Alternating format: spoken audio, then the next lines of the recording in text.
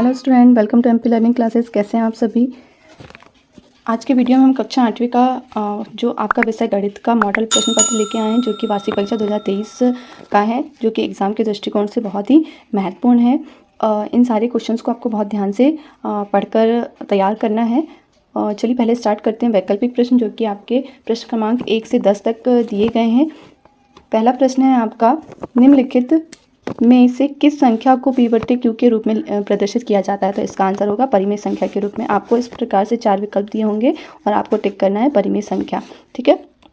Next है आपका, परिमेय संख्या के लिए परिमेय संख्या खाली स्थान योज्य तत्समक है। तो परिमेय संख्याओं के लिए परिमेय संख्या जो शून्य है ना, परिमेय शून्य एक परिमेय संख्या है, जो कि परिमेय संख्या का योज्य तत्समक कहलाता है। ठीक है, तो इसका आंसर हो जाएगा शून्य। नेक्स्ट प्रश्न है आपका, निम्नलिखित में से कौन सा चर है। तो चर राशि वो होती है जो कि बदलते रहती है। ठीक है, तो आपका 2 अचर राशि है, 8 अचर राशि है और ऋण 65 भी आपकी अचर राशि, y आपकी चर राशि जिसका मान बदलते रहता है। ठीक है। नेक्स्ट है आपका प्रश्न क्रमांक 4, x ऋण 2 बराबर 7 दिए गए समीकरणों को हल करने पर x का मान प्राप्त होगा। तो इससे आप हल करेंगे तो आपको इसका मान क्या प्राप्त होगा, 9। ठीक है।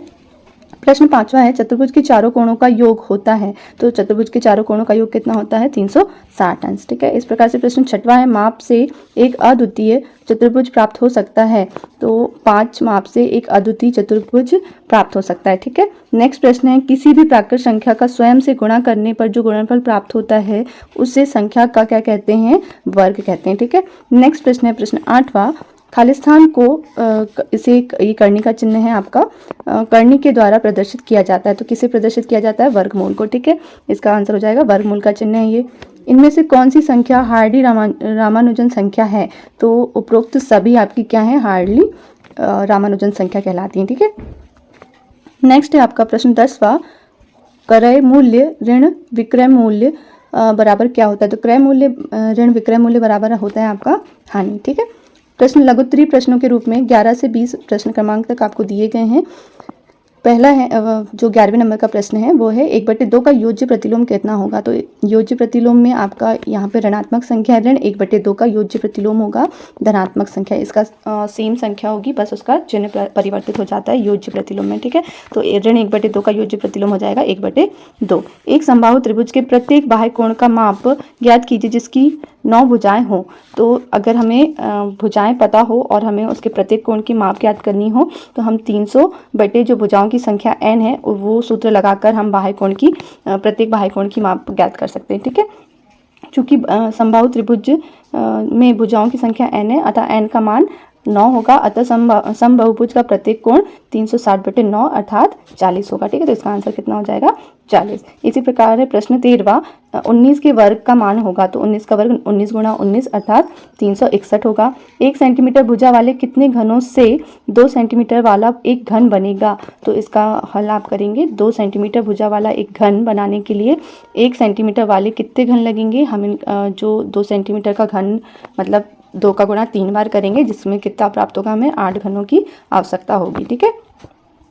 इसी प्रकार विक्रय मूल्य की परिभाषा लिखिए। किसी वस्तु का वह मूल्य जिस पर वस्तु बेची जाती है वह उसका क्या कहलाता है, विक्रय मूल्य कहलाता है। ठीक है, बहुत आसान सा सवाल है। नेक्स्ट प्रश्न है 16वां, अनुपात 3/4 को प्रतिशत में परिवर्तित कीजिए। तो 3/4 अर्थात 3/4 होगा, जिसे हम प्रतिशत में बदलने के लिए 100/100 का गुणा करेंगे। 100/100 अर्थात 1/100 का मतलब होता है प्रतिशत, तो हम 100 का गुणा इस साइड करेंगे तो ये 4 से कट जाएगा 100 25 बार, तो हमें 3 × 25 मिलेगा। 3 × 25 अर्थात 75/100, मतलब किसी संख्या के बटे में 100 मतलब 1/100 का मान होता है प्रतिशत। ठीक है, अतः स्पष्ट है कि 3/4 बराबर कितने प्रतिशत होता है, 75%।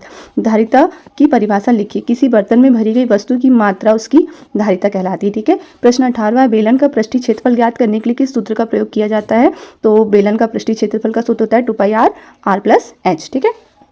नेक्स्ट प्रश्न है 19, यदि 2 की घात ऋण 2 है तो उसका मान क्या होगा।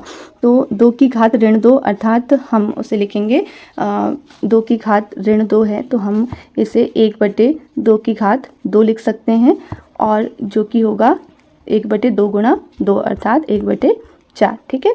तो इसमें घात के सूत्र आपको लगाने पड़ेंगे। नेक्स्ट प्रश्न है 20वां, 25 को व्यापक रूप में लिखिए, ठीक है।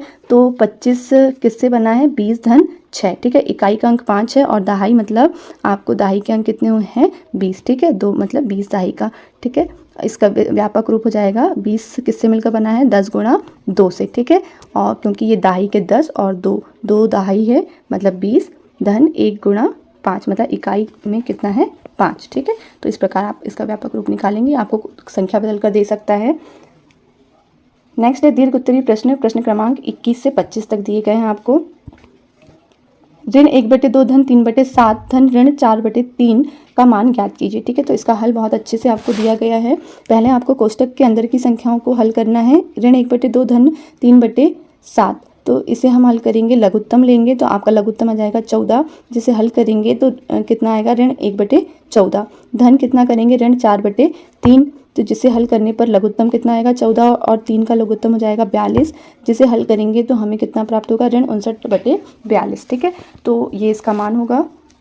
नेक्स्ट प्रश्न है, नीचे दिए गए समीकरण को हल कीजिए, ठीक है। तो ये भी बहुत आसान सा सवाल है। दिया गया समीकरण है आपका x/3 धन 1 बराबर 7/15। तो आपको x का मान ज्ञात करना है। इसमें हम क्या करेंगे, एक को दोनों पक्षों में 1 को घटाने पर x/3 धन 1 है, इसमें ऋण करेंगे तो आपको दोनों पक्षों में ऋण 1 करना पड़ेगा, जिसको हल करने पर आपको क्या प्राप्त होगा, x/3 और ये धन 1 से ऋण 1 आपका घट जाएगा। आपका जो मान है वो बचेगा x बराबर 3 बराबर 7 ऋण 15/15। आप 7/15 और ऋण 1 का लघुत्तम निकाल कर हल करेंगे, जिसका मान आएगा ऋण 8/15। इसे आप पक्षांतर तिर्यक गुणा करेंगे 3 का, तो क्या प्राप्त होगा आपको, x का मान ऋण 8/3, ठीक है। इसी प्रकार अगला प्रश्न है, किसी समांतर चतुर्भुज के आसन कोणों की माप बराबर है समांतर चतुर्भुज के सभी कोणों की माप ज्ञात कीजिए। तो इसका हल है, माना कि समांतर चतुर्भुज ABCD के 2 आसन कोण A और B प्रत्येक कोण की माप कितनी है, एक्शन से। चूंकि समांतर चतुर्भुज के आसन कोण क्या होते हैं, संपूरक। संपूरक मतलब उनके आसन कोणों का योग कितना होगा, 180 अंश होगा। तो दोनों आसन कोण हमने माना x धन x बराबर 180 अंश, ठीक है। तो दोनों कोण बराबर हैं, तो ये x धन x हो जाएंगे 2x बराबर 180 अंश। x का मान कितना प्राप्त हुआ हमें, 90, ठीक है। अर्थात कोण A बराबर कोण B का मान कितना होगा, 90। चूंकि समांतर चतुर्भुज के सम्मुख कोण बराबर होते हैं, अतः कोण A बराबर कोण C बराबर 90। अर्थात दिए गए समांतर चतुर्भुज के प्रत्येक कोणों की माप कितनी हो जाएगी, 90 अंश, ठीक है। इसी प्रकार आपका प्रश्न नंबर 24 है, किसी समकोण त्रिभुज ABC में कोण B बराबर 90, यदि AB बराबर 6 सेंटीमीटर, BC बराबर 8 सेंटीमीटर, तो AC का मान ज्ञात कीजिए, ठीक है। तो आप इसे चूंकि आप जानते हैं क्या है, समकोण त्रिभुज है, जिसमें हम पाइथागोरस प्रमेय लगा सकते हैं और भुजा का मान ज्ञात कर सकते हैं, ठीक है। तो AC का वर्ग बराबर BC का वर्ग धन AB का वर्ग धन BC का वर्ग, ठीक है। अर्थात कर्ण का वर्ग बराबर लंब का वर्ग धन आधार का वर्ग, ठीक है। तो AC का मान आपको ज्ञात करना है। AB का मान आपको दिया है 6 का वर्ग 8 का वर्ग हो जाएगा, जिनका मान हो जाएगा 6 का वर्ग अर्थात 36 और 8 का वर्ग अर्थात 64।